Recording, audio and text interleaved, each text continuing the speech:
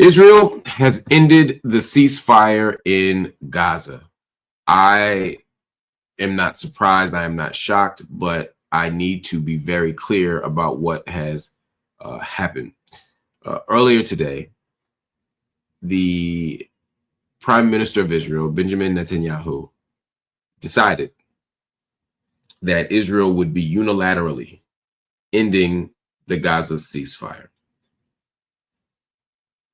Reuters reported it about an hour ago from a senior Hamas official, but the Israeli government has been very clear that that's what they're doing. And even before they officially said they're ending the ceasefire, the bombing started, which is often the case.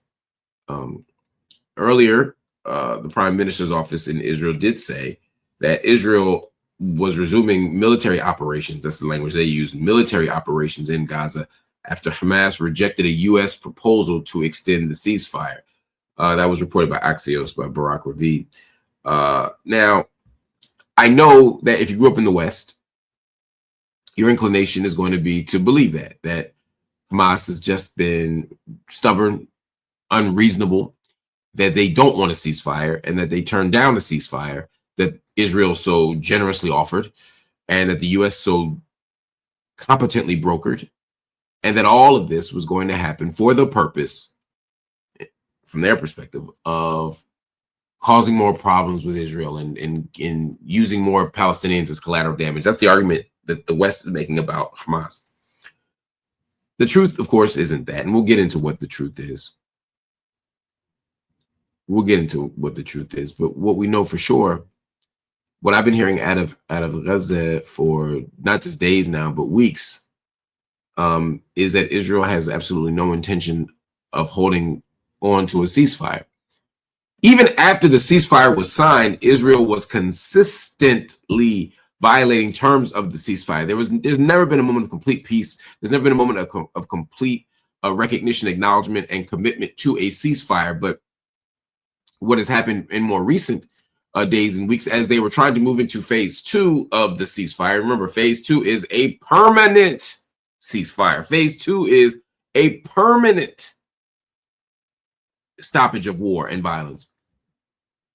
Israel said they weren't willing to go to step 2. So again, what's supposed to happen is you have the ceasefire, phase 1, you move to phase 2, and in phase 2, more hostages go home, and Israel accepts a permanent peace.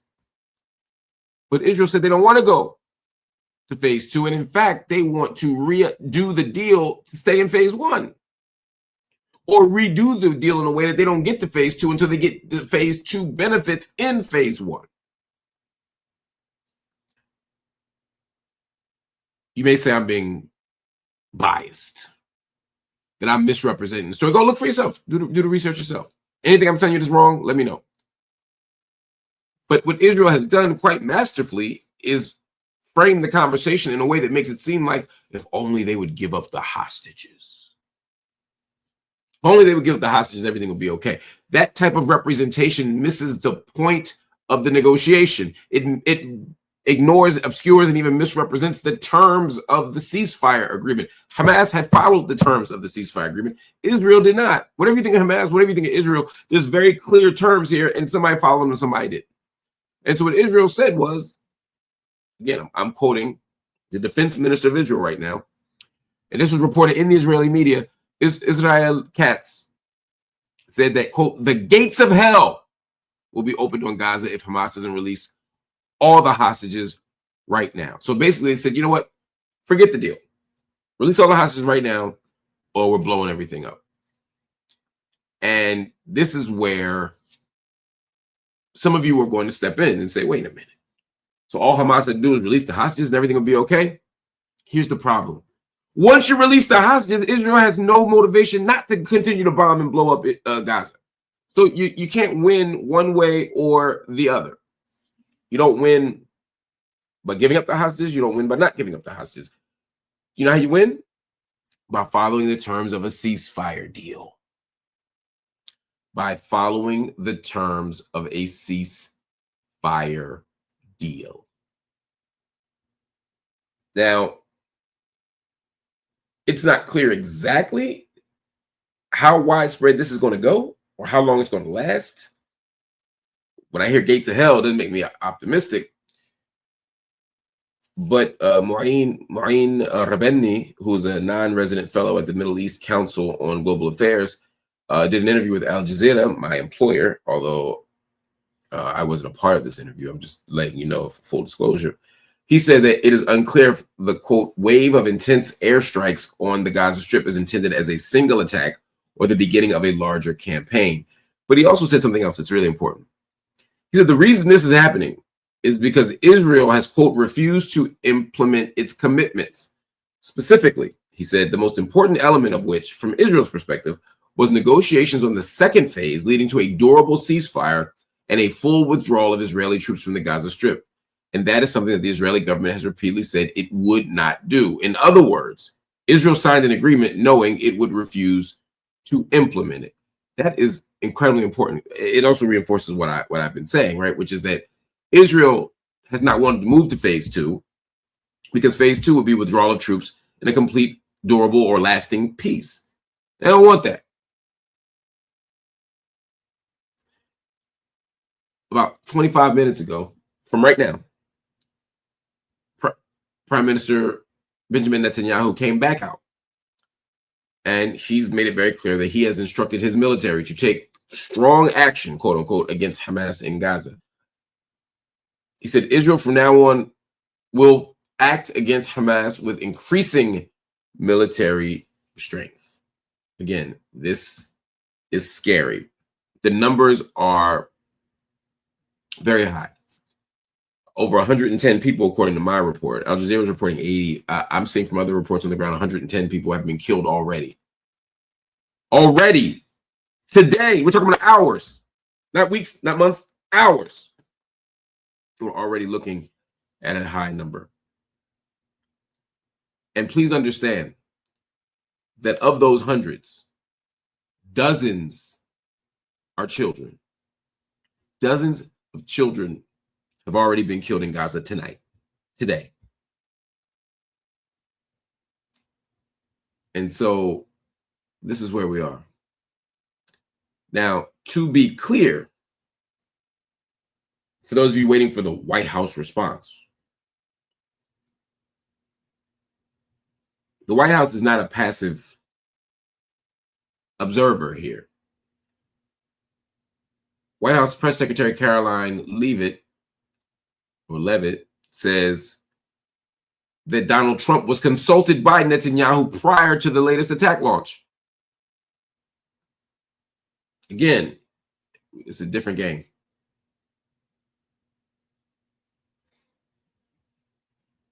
It's a different game. Leavitt said, as President Trump has made clear, Hamas, the Houthis, Iran, all those who seek to terrorize not just Israel, but the U.S. will see a price to pay and all hell will break loose. That language of hell, again, is interesting. It just makes it they're sharing talking points, is my point. The Houthis, Hezbollah, Hamas, Iran, and Iranian-backed terror proxies should take President Trump very seriously when he says he's not afraid to stand for law-abiding people and stand up for the U.S. and our friend and ally, Israel. So he's doing what you would expect Donald Trump to do, which is stand with Israel and frame Israel as the good citizen of the bad neighborhood, as all the AIPAC talking point echoers say. And now I'm getting a notice, just in the last few minutes that we've been sitting here, from Reuters, from an unnamed Israeli military official, that Israel is going to launch a ground invasion again. That this isn't an isolated bombing. The Mouin Rabeni speculation about whether this would be an isolated attack or a full-fledged mission, it's been answered.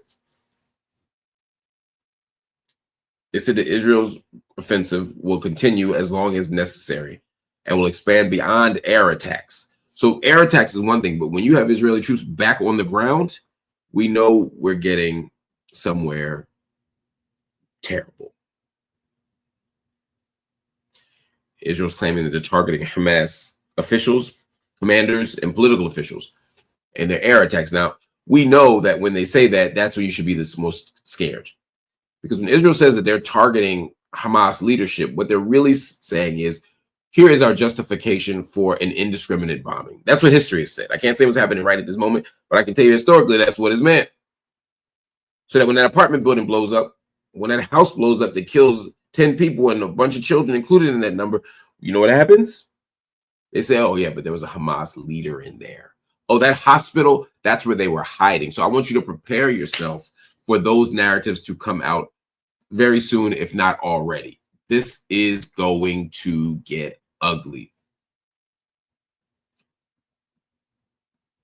I'm terrified by this. We'll talk about the United States and its attacks in Yemen on Houthis, but not right now. Not right now. Right now, I want to talk about the ugliness of this moment. I know so many of you, so many of us had hoped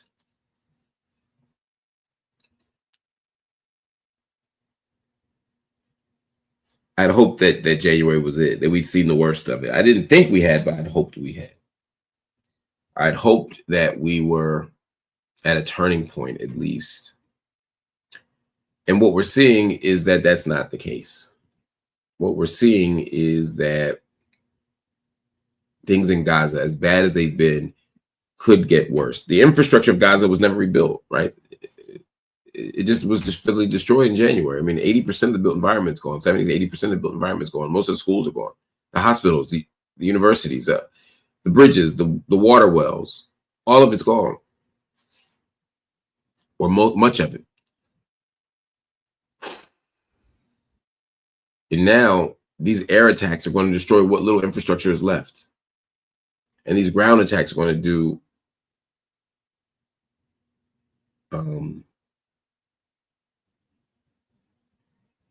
yeah, it's pretty bad. Someone here wrote in and said, wait, you said it couldn't get worse. I didn't say that. I literally did not say that. If you remember, the debate that we had at the time was whether or not things could get worse under Trump. And I was the one arguing that it could get worse under Donald Trump. And the argument was nothing could get worse than the genocide prosecuted by the Biden and Harris administration. I don't want to get into the electoral politics part of this. People are dying, but I will say that it's simply untrue to say that I didn't predict this. I very clearly said that Donald Trump had shown us before what he was willing to do. And the only reason that Biden and Harris were responsible for this is because they were the ones in office.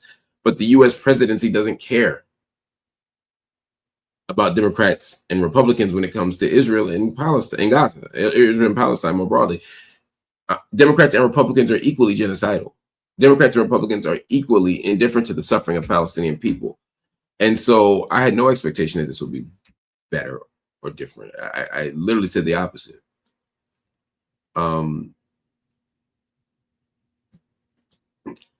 We have so much, there's so much work that needs to be done here. But again, we can't get to the work if we don't get to a durable peace. Right now, I need everybody who cares about this issue to speak up and speak out.